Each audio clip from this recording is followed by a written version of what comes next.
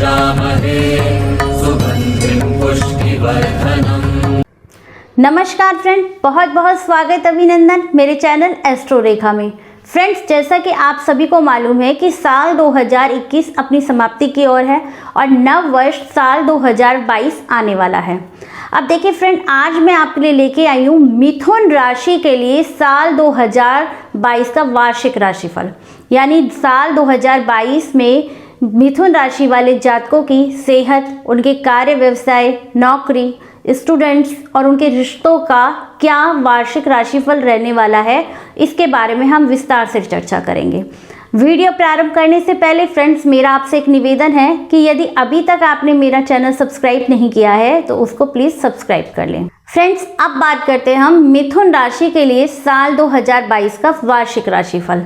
देखिए फ्रेंड्स, ये साल 2022 मिथुन राशि के लिए एक परिवर्तन का वर्ष साबित होने वाला है, क्योंकि इस वर्ष मुख्य जो 3 बड़े ग्रह हैं उनका गोचर परिवर्तन होगा।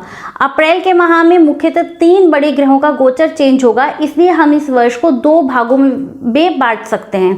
पहला भाग अप्रैल से पहले का भाग और दूसरा भाग अप्रैल के बाद का भाग। अब देखिए फ्रेंड्स, अप्रैल से पहले वर्ष के प्रारंभ में राहु देव आपके 12th हाउस में गोचर कर रहे हैं, वो वहाँ पर 12 अप्रैल तक रहेंगे। 12 अप्रैल के बाद राहु देव आपके 11th हाउस में गोचर करेंगे और वो वहाँ पर वर्ष के अंत तक बने रहेंगे। अब आपको मालूम ही है कि राहु और केतु हमेशा एक दूसरे के आमने सामने रहते हैं, तो केतु देव का भी गोचर 12 अप्रैल के बाद आपके 5th हाउस में हो जाएगा और वो वहाँ पर वर्ष के अंत तक बने रहेंगे। अब बात करते हैं हम गुरु ग्रह की। तो इस समय वर्ष के प्रारंभ में गुरु का गोचर आपके 9th हाउस यानी कुंभ राशि में हो रहा है, वो वहाँ पर 14 अप्रैल तक रहेंगे। 14 अप्रैल के बाद देव गुरु बृहस्पति अपनी स्वराशि मीन राशि में यानी आपके 10th हाउस में चले जाएंगे और वहाँ पर वो वर्ष के अंत तक बने रहेंगे। फ्रेंड्स, अब बात करते हैं हम शनि ग्रह की। तो शनि देव इस वर्ष के प्रारंभ में आपके 8th हाउस में गोचर कर रहे हैं। अब देखिए, मिथुन राशि वालों के जब शनिदेव 8th हाउस में गोचर कर रहे हैं तो उनको कहीं ना कहीं शनि की ढैया से कुछ मानसिक परेशानी भी हो रही होगी, क्योंकि जब भी शनिदेव 8th हाउस में गोचर करते हैं तो उस समय जातक को अष्टम ढैया लगती है। अब देखिए, 29 अप्रैल तक तो शनिदेव आपके अष्टम भाव में रहेंगे। 29 अप्रैल के बाद शनिदेव आपके 9th हाउस यानी कुंभ राशि में प्रवेश कर जाएंगे, वो वहाँ पर 12 जुलाई तक रहेंगे। वापस से फिर वक्री होके 12 जुलाई के बाद वापस से ये आपके अष्टम भाव यानी मकर राशि में प्रवेश कर जाएंगे। तो देखिए फ्रेंड, यदि हम देखें तो ये साल बड़ा परिवर्तन का होने वाला है। फ्रेंड्स, जो ब्लैक बोर्ड पे आप जन्म पत्रिका देख रहे हैं, ये मिथुन लगन की 1 जनवरी की प्रातःकालीन जन्म पत्रिका है। यदि आप ध्यान से देखेंगे तो पाएंगे कि इस काल सर्प दोष का निर्माण हो रहा है। सारे ग्रह राहु और केतु के मध्य में आ गए हैं, तो इस वर्ष कहीं ना कहीं वर्ष के प्रारंभ में काल सर्प योग बना हुआ है, तो उसका प्रभाव भी मिथुन राशि वाले जात को आपके ऊपर रहने वाला है। तो फ्रेंड्स, अब हम बात करते हैं मिथुन राशि के बारे में विस्तार से। फ्रेंड्स, सबसे पहले हम बात करते हैं मिथुन राशि वाले जातकों की सेहत की। अब देखिए, साल 2022 में मिथुन राशि वाले जातकों की सेहत कुछ नरम ही रहती हुई दिखाई दे रही है। देखिए फ्रेंड, एक तो आपको शनि का ढैया लगाया हुआ है। अब देखिए, जब भी शनि अष्टम भाव में होते हैं तो उस समय जातक को शनि का ढैया लगता है। यदि हम 29 अप्रैल से लेकर 12 जुलाई तक का समय बीच में छोड़ दें तो पूरे वर्ष आपको शनि के ढैया का प्रभाव रहेगा। साथ ही साथ देखिए, आपके लग्नेश बुध आपके अष्टम भाव में चले गए, वो वहाँ पर 5 मार्च तक रहने वाले हैं। तो ऐसे में भी जब लग्नेश आपके अष्टम भाव में गोचर करेंगे तो कहीं ना कहीं आपको स्वास्थ्य से जुड़ी हुई समस्याएं देंगे। फ्रेंड्स, आपको मैं अब कुछ डेट बताती हूँ, उनको भी आप नोट करके अपने पास लिख कर रख सकते हैं। अब देख लीजिए, 17 जनवरी से लेकर 26 फरवरी तक मंगल देव आपके सप्तम भाव में गोचर करेंगे। अब देखिए, जब मंगल देव आपके सप्तम भाव में इस पीरियड काल में गोचर करेंगे तो उस समय मंगल की 7वीं सीधी दृष्टि आपके लगन पे पड़ेगी और दूसरी तरफ इस पीरियड काल में आपके लग्नेश का अष्टम भाव में गोचर होगा और शनि देव इस समय आपके अष्टम भाव में ढैया का प्रभाव रहेगा। तो ये समय आपको अपने स्वास्थ्य की विशेष सावधानी रखनी है। इस समय आपको पेट के, छाती के, गले संबंधी रोग रह सकते हैं, तो मानसिक कुछ समस्याएं रह सकती हैं। तो ये पूरे वर्ष अगर हम बीच का कुछ समय छोड़ दें आपके लिए 29 अप्रैल से लेकर 12 जुलाई के बीच का, तो पूरे वर्ष कहीं ना कहीं आपको स्वास्थ्य संबंधी समस्याएं बनी रहेंगी। फ्रेंड्स, अब बात करते हैं हम मिथुन राशि वालों के कार्य व्यवसाय के बारे में। अब देखिए 2022 मिथुन राशि वालों के लिए कार्य व्यवसाय को लेकर एक बड़ी संभावनाएं लेकर आया है। आपके कार्य व्यवसाय कारोबार की स्थिति बड़ी उत्तम और शानदार रहने वाली है। देखिए वो कैसे, आप समझिए, आपको समझ भी आएगा और इंटरेस्ट भी बढ़ेगा। अब देखिए देव गुरु बृहस्पति आपके कर्म के मालिक है, जिनका कि गोचर वर्ष के प्रारंभ में आपके 9th हाउस में हो रहा है। और जब भी देव गुरु बृहस्पति का गोचर व्यक्ति के 9th हाउस में होता है तो ऐसे में उसके भाग्य वृद्धि करता है, साथ ही साथ कारोबार में भी उन्नति करता है। तो आज जैसा कि आपको पता है 12 अप्रैल तक तो देव गुरु बृहस्पति का गोचर आपके 9th हाउस में रहेगा। उसके बाद 14 अप्रैल को जैसे ही देवगुरु बृहस्पति आपके मीन राशि में यानी कि 10th हाउस में प्रवेश करेंगे तो उस समय आपके लिए बेहद शानदार राजयोग का निर्माण होगा। यानी देखिए कर्म का स्वामी कर्म में इस समय आपके कार्य व्यवसाय को नई ऊंचाइयां मिलेंगी, उसमें प्रगति होगी। अब देखिए 7th हाउस से भी हम डेली के रोजगार को देखते हैं, तो कहीं ना कहीं डेली वेजेस नौकरी में आपको पदोन्नति प्राप्त होगी, सफलताएं प्राप्त होगी। यदि हम 2022 को देखें तो ये आपके कार्य व्यवसाय में बेहद शानदार रहने वाला है।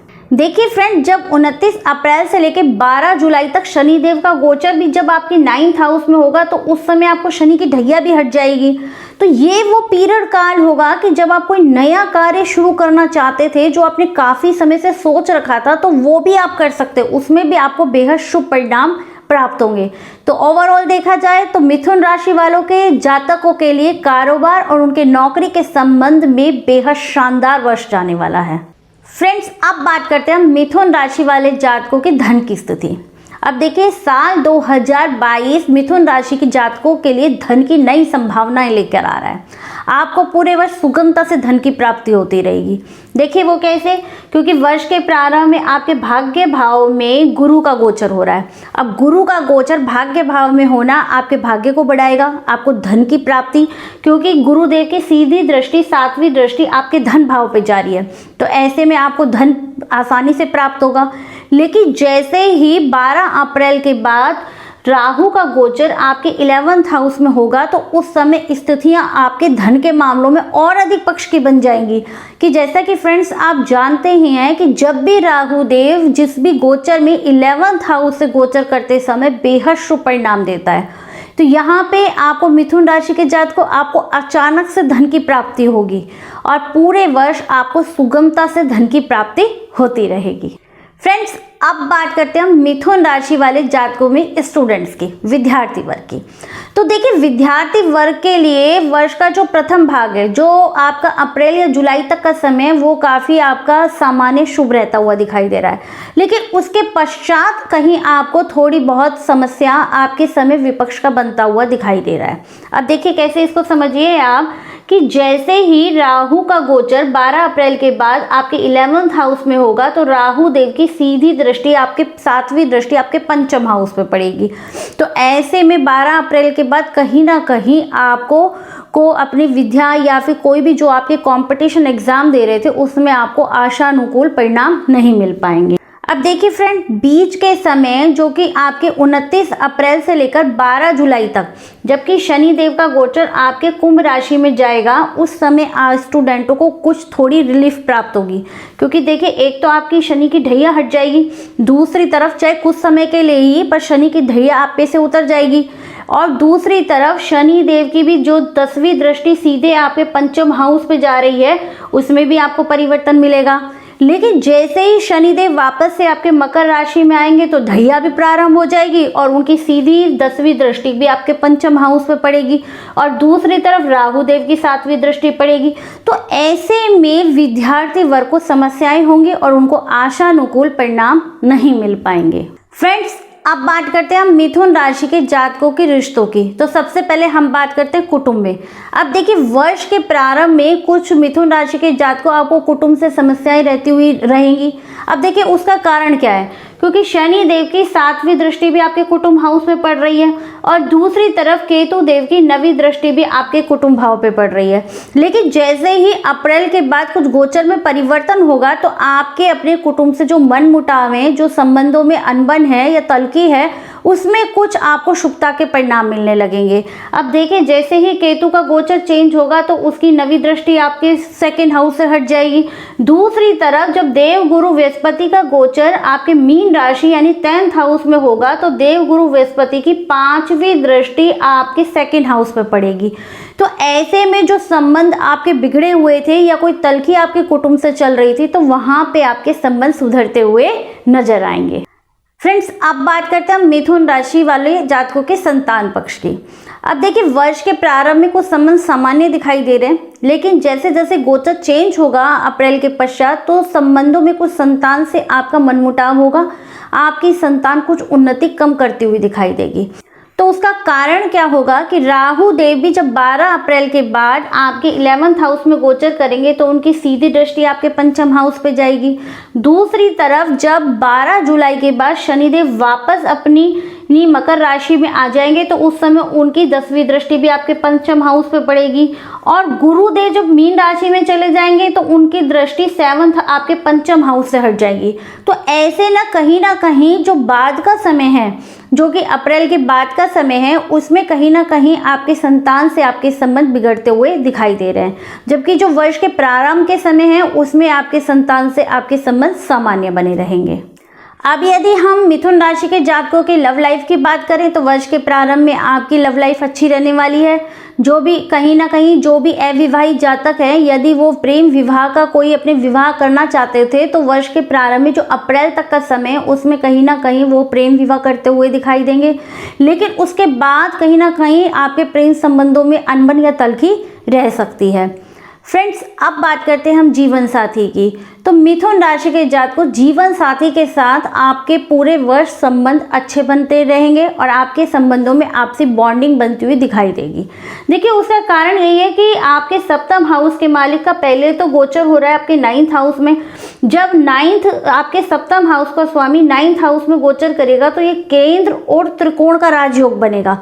अब देखिए, केंद्र के घर तो ये 4 घर होते हैं और त्रिकोण का घर ये पहला, 5वां और 9वां घर होता है। तो जब एक केंद्र का स्वामी त्रिकोण में गोचर करेगा तो उस समय ये बेहद शुभ फलदायी है। दूसरी तरफ देवगुरु बृहस्पति का भी 9th हाउस में गोचर भाग्य वृद्धिदायक होता है। इससे पूरे वर्ष आपका अपने जीवन साथी के साथ संबंध बढ़िया बने रहेंगे। तो फ्रेंड्स, आज हमने इस वीडियो में मिथुन राशि के जातकों की किस प्रकार का वार्षिक राशिफल 2022 में रहने वाला है, इस पर हमने विस्तार से चर्चा करी। यदि हम देखें तो मिथुन राशि के जातकों को साल 2022 में अपनी सेहत की सावधानी रखने की आवश्यकता है। साथ ही साथ संतान से संबंधों में भी कुछ उनको सावधानी बरतने की आवश्यकता है। यदि हम दूसरी तरफ देखें तो उनको धन की प्राप्ति वार्षिक में पूरे वर्ष आसानी से होती रहेगी और उनका कार्य व्यवसाय ऊंचाइयों को छूता हुआ नजर आएगा।